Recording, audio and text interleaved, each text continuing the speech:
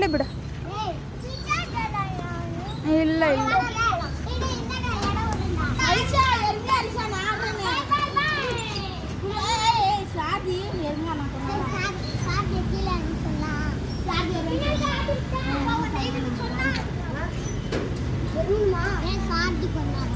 என்னடா அடிச்சா நான் தடவை கூப்பிட்டேன் நான் கொஞ்ச நேரம் ஆட்டு விட்டு கேட்பாரு